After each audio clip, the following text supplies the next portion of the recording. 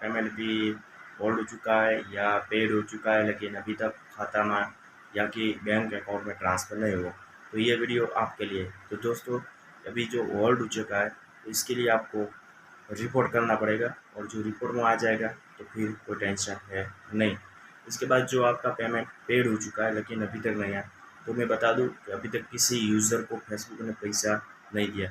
तो अभी इस महीने में, जो इस मंथ की फर्स्ट से 7 डेट में, वो पेमेंट आने वाला है। और मेरा भी पेमेंट होल्ड हो चुका है, होल्ड नहीं सॉरी, पेड हो चुका है, लेकिन अभी तक खाते में नहीं आया।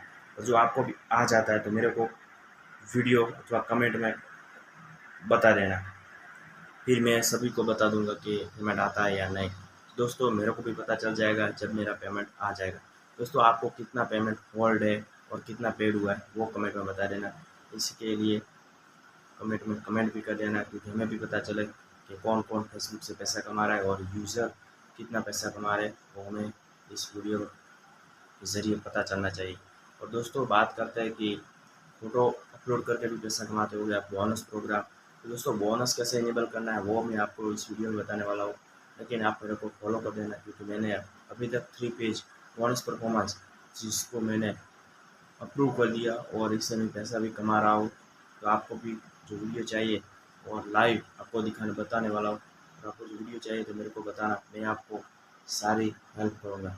थैंक यू दोस्तों।